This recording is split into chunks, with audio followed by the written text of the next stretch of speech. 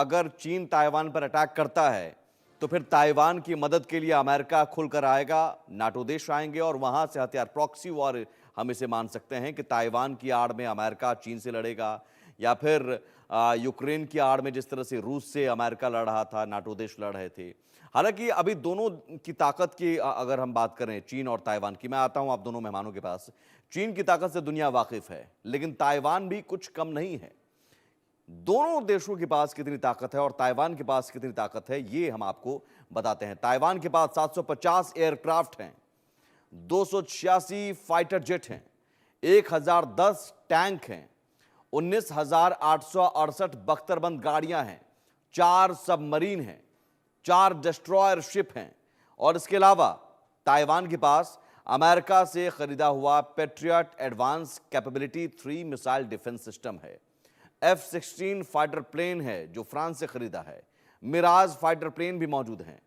और इतना ही नहीं, अमेरिका ने ताइवान की मदद के लिए इंडो पैसिफिक रीजन में 1 दर्जन से ज्यादा F-22 तैनात कर रखा है। ताइवान की मदद के लिए अमेरिका के 30,000 से ज्यादा सैनिक भी ताइवान में मौजूद हैं। तो कर्नल सिरोही साहब, ये तो स्थिति ऐसी है कि पहले से ही ताइवान को बहुत कुछ दे रखा है अमेरिका ने, और अब और दे रहा है। चीन अगर युद्ध करता है, चीन अटैक करता है, तो उस परिस्थिति में चीन ये भूल अगर करता है कि ताइवान छोटा देश है, हम तो इसे कुचल देंगे, मसल देंगे, तो सामने एक बड़ा उदाहरण रूस है। लेकिन सवाल यहां पर यह है कि अमेरिका मदारी का काम क्यों करता रहता है, उसका मकसद क्या रहता है? अल्टीमेटली अब यूक्रेन की आड़ में अमेरिका ही जंग लड़ता है, यहां ताइवान की आड़ में अमेरिका ही लड़ेगा।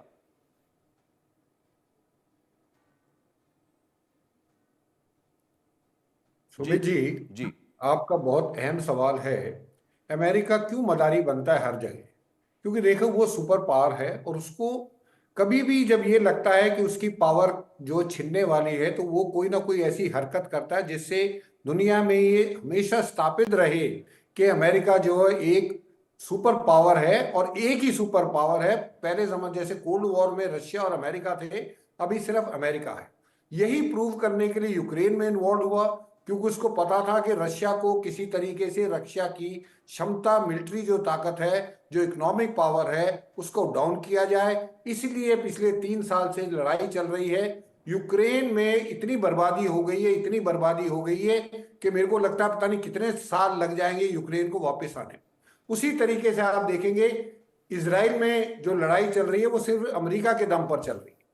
ताइवान में भी अगर कल लड़ाई लड़ती है तो वो अमेरिका के दम पर लड़ी जाएगी। ताइवान, जो आप स्टैटिस्टिक्स बता रहे थे कि ताइवान के पास इतने फाइटर जेट्स हैं, इतने शिप्स हैं, इतनी सबमरीन है, चाइना के पास वो उससे 10 गुने ज्यादा मिलिट्री पावर है। तो ताइवान अकेला मुल्क चाइना से मुकाबला नहीं कर सकता अनटिल अनलेस अमेरिका और उसके साथ बाकी जो यूरोपियन कंट्रीज है, नाटो कंट्रीज।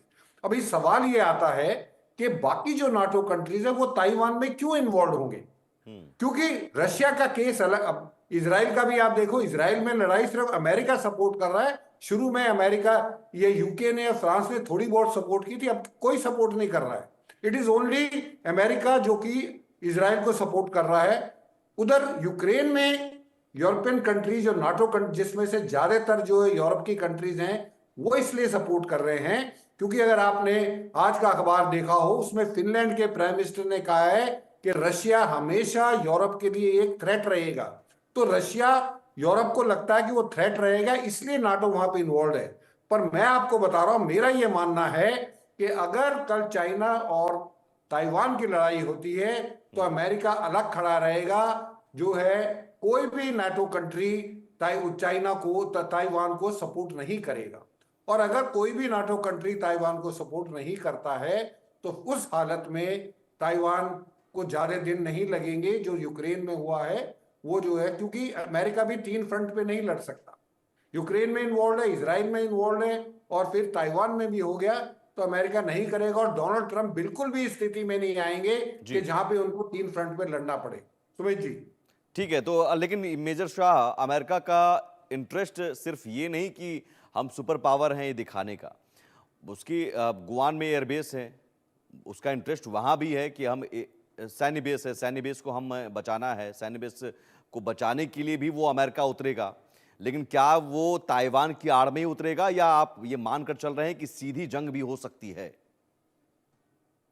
ओके, देखिए जो इस अक्टूबर में अमेरिका ने अप्रूव किया था $2 बिलियन आर्म सेल के ताइवान के लिए, इंक्लूडिंग जो पहली मर्तबा जो delivery advance surface to air missile defence system का, उससे चीन को मिर्ची लगी और चीन ने खूब इसकी निंदा भी करी, और जो मिलिट्री ड्रिल्स एक्सरसाइज करी थी ताइवान के बॉर्डर के पास, वो भी चालू शुरू कर दी धमखम से। ताइवान ने इसी महीने के दिसंबर की शुरुआत में ही कहा था कि भाई जो चीन जो है उनके पानी में, समुद्रों में जो मिलिट्री ड्रिल्स कर रहा है, नेवी ड्रिल्स कर रहा है, उसको रोके। डोनाल्ड ट्रंप साहब ने खूब कहा है कि जब वो सत्ता में जब आएंगे तो वो कुछ कमिट नहीं करेंगे ताइवान को डिफेंड करने के लिए। जैसे कि कर्नल संजीव सर्विक साहब ने खूब फरमाया है कि अगर चीन अटैक करता है ताइवान पे और ताइवान ये उम्मीद कर रहा है जो कि हमें तो अमेरिका बचाने आएगी, नाटो से सपोर्ट मिलेगा, शायद ना मिले। अमेरिका एक तरफ खड़े होके उत्साह के तमाशा देखेगा। अमेरिका और चीन की नहीं बनती है, क्योंकि चीन जो है, अमेरिका सुपर पावर ऑलरेडी है, नहीं, लेकिन गुआन सबका सैन्य दादा बेस बड़ा को हुआ बचाने है। के लिए तो अमेरिका उतरेगा।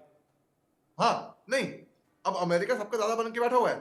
चीन देख रहा है कि भाई एक दिन मैं भी दादागिरी जमाऊंगा, एक दिन मैं भी इतना बड़ा सुपर पावर बन जाऊंगा, एक दिन इनसे आगे निकल जाऊंगा, चाहे एथिकल यू वे मीन्स या अनएथिकल मीन्स, हुक और बाय क्रुक। और शी जिनपिंग साहब ने ये अनाउंस किया है, ये ऐलान भी करा है कि 2050 से पहले वो बहुत बड़ी number 1 super power in the world बन जाएंगे। अब उनकी और ताइवान की नहीं बन रही, चीन की। हालांकि चीन ताइवान को अपना ही हिस्सा मानता है कि हमारा में ये, ताइवान कहता है नहीं, हम इंडिपेंडेंट है, हम इनसे अलग है। तो चीन तो अटैक करके लेने की कोशिश करेगा कम से कम। अमेरिका नहीं, अमेरिका दूर खड़े होके, और फिर ताइवान का वो हश्र होगा जो अब हम जैसे कि आप ये कह रहे हैं, आप ये कह रहे हैं कि अमेरिका तमाशा देखेगा। क्या कर्नल सिरोही साहब आप इस बात से इत्तेफाक रखते हैं? अमेरिका तमाशा देखेगा क्योंकि उसके अब सैन्य विमान भी हैं। अगर ताइवान पर कुछ होता है, गुआन सैन्य बेस की हमने बात की, तो उसका अपना भी नुकसान है। देखिए, ये बात आपकी बिल्कुल सही है। अमेरिका के, ताइवान में नहीं, अमेरिका के कोई ऐसा, मेरे को लगता नहीं है ऐसा देश है जहां पे अमेरिका के इंटरेस्ट है उनका मिलिट्री बेस ना हो। रशिया का भी मिलिट्री बेस सीरिया में था, लेकिन जब बदलाव आया तो वो भी वहां से छोड़ के चले गए। तो अमेरिका को भी जाना पड़ेगा, क्योंकि अमेरिका को एक दिन इस चीज का अंदाजा लगाना पड़ेगा कि वो जो जमाना था जब अमेरिका एक सुपर पावर था, वो ज्यादा दिन तक सुपर पावर नहीं रहेगा। चाइना जो है, जिस स्पीड से चाइना बढ़ रहा है, हमको इस चीज का अंदेशा होना चाहिए कि आने वाले समय में चाइना अमेरिका के लिए बहुत बड़ा चैलेंज है, और उसको संभालना अमेरिका के अकेले बस की नहीं है। तभी तो वो क्वाड बना रहा है, तभी वो एशिया का नाटो का कॉन्सेप्ट दे रहा है कि एशिया में भी नाटो टाइप कॉन्सेप्ट होना चाहिए। वो इसलिए कर रहा है क्योंकि अमेरिका को पता है कि अगर अगले 4-5 साल तक लड़ाई नहीं हुई, और चाइना, क्योंकि अब अगर आप देखोगे तो अमेरिका हर जगह इन्वॉल्व है, रशिया इन्वॉल्व है।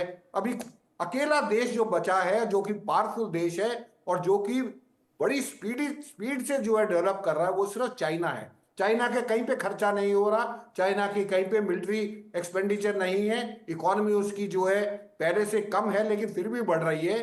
तो मैं आपको बता रहा हूं, आने वाले समय में चाइना पावरफुल बन जाएगा, और ये जो बेसिस की आप बात कर रहे हो, चाइना अमेरिका को बाई प्रेशर उनको जो है अपने बेसिस को वहां से हटाना पड़ेगा, लेकिन क्योंकि वो लेकिन आपने चूंकि क्वाड का जिक्र किया, तो अब भारत, चूंकि एशिया में भारत भी एक उभरता हुआ और बहुत तेजी से उभरता हुआ देश, हमने 2047 तक लक्ष्य भी रखा है विकसित देश का। तो अगर ये परिस्थिति बनती है कि चाइना ताइवान पर अटैक करता है, अमेरिका वहां बचाने आता है या फिर नहीं बचाने आता है, तमाशा देखता है, दोनों परिस्थितियों में भारत को कहां देख रहे हैं आप, और भारत का इंटरेस्ट क्या है इसमें? देखिए सुमित जी, भारत का इंटरेस्ट अपने देश का पहले इंटरेस्ट है, क्योंकि ये जो सरकार है, ये इनके लिए सबसे मोस्ट इंपॉर्टेंट जो चीज है वो अपना देश और अपने देश का इंटरेस्ट, नंबर 1। नंबर 2, जहां तक बात है क्वाड की, क्वाड में जो है एक मिलिट्री अलायंस नहीं है, और इंडिया जो ने हमेशा ये बोला है कि हम किसी भी मिलिट्री अलायंस का हिस्सा नहीं बनेंगे। तो अगर ये लड़ाई ताइवान में होती है, ताइवान की और चाइना की, और अमेरिका भी उस लड़ाई में कूद जाता है, तो इंडिया जो है मिलिटरीली उसको बिल्कुल सपोर्ट नहीं करेगा। चाहे कुछ भी हो जाए, जापान सपोर्ट कर सकता है, ऑस्ट्रेलिया सपोर्ट कर सकता है, इंडिया नहीं करेगा और इंडिया को करना भी नहीं चाहिए। ठीक है। तो मैं अब मेजर शाह साहब, यही सवाल आपसे भी, आपका व्यू, क्योंकि साउथ चाइना सी भी है, वहां भी उथल पुथल होती है, तो कहीं ना कहीं इम्पैक्ट तो भारत पर पड़ता है। जी देखिए, साउथ चाइना सी में अगर उथल पुथल होती है तो भारत पे प्रभाव पड़ता है। At the same time south में अगर देखें तो श्रीलंका पे भी प्रभाव पड़ता है। जैसे कि हम्बनटोटा पोर्ट को देख लीजिए आप, तो चीन ने तकरीबन 100 साल के लिए, 99 साल के लिए उसको गिरवी रखा था और उनको देना पड़ा वापस चीन को। तो चीन जो है अपना प्रभाव हर जगह डालने की कोशिश करता है, चाहे बांग्लादेश क्यों ना हो, चाहे पाकिस्तान क्यों ना हो, चाहे श्रीलंका क्यों ना हो। वो कोशिश कर रहा है, वो लगा हुआ है कि हिंदुस्तान का जो लाइन ऑफ एक्चुअल कंट्रोल है, जो बॉर्डर है अरुणाचल लद्दाख, वो पूरा जो 3488 किलोमीटर का स्ट्रेच है, जो जी। पूरा परसेप्शन है, तो चीन जो है वो सोलोमन आइलैंड से दोस्ती कर ली। सोलोमन आइलैंड जो कि द्वीप है 800-900 आइलैंड्स के, उनकी वहां पे डिसिप्लिन प्रॉब्लम है, क्राइम प्रॉब्लम है, पायरेट प्रॉब्लम है। तो ऑस्ट्रेलिया को इन्होंने पैक्ट साइन कर रखा था कि आप सिक्योरिटी डिफेंस वहां से पुलिसिंग आप देखना। ठीक है। चीन ने बैकडोर एंट्री करके दोस्ती कर ली सोलोमन आइलैंड से। चीन ने वो बोला कि भाई हम संभालेंगे, ऑस्ट्रेलिया को हटाओ यहां से, क्योंकि ज्योग्राफिकली वो ईस्ट में जाएंगे और दुनिया गोल है, वर्ल्ड अर्थ राउंड है, तो ज्योग्राफिकली वो वेस्ट में हो गए, तो मतलब अमेरिका के करीब में हो गए। यानी कि जो रूस और यूक्रेन की आपत्ति थी कि नाटो की सेना रूस के बॉर्डर पे नहीं लगेगी ना, चाहे यूक्रेन के, बस उसी तरीके से चीन की सेना आ जाएगी वहां पर सोलोमन आइलैंड्स पे, तो वो मतलब अमेरिका के करीब हो गई। तो चीन शातिरबाज है, वैसे करके अपने आप को बहुत चालाक समझता है। उनके एक चाइनीज ऑथर थे, वो फिलोसोफर भी थे, सन जू, उन्होंने किताब लिखी थी the art of war. Art of war में उन्होंने फरमाया था कि the acme of a military general is to win wars without fighting, यानी कि बिना लड़े ही आप युद्ध को जीत जाए, ये रणनीति बता रखी है उसके अंदर। तो आप कैसे करेंगे? इन्होंने आपने देखा biological warfare, cyber warfare, information warfare, psychological warfare, हर तरीके की वॉरफेयर लड़ेगा चीन। और लेकिन चीन आप ये आप आप दोनों मेहमानों की जो मैंने राय नोटिस की कि ये तय है कि चीन ताइवान पर हमला करेगा और ये युद्ध होकर रहेगा, ये तय है। अब इसमें अमेरिका का रोल क्या होता है? क्या अमेरिका फ्रंट पर आता है या बैकडोर से आता है या फिर यहां से भाग जाता है? ये परिस्थितियां बताएंगी। अमेरिका को लेकर अभी हम कुछ कह नहीं सकते।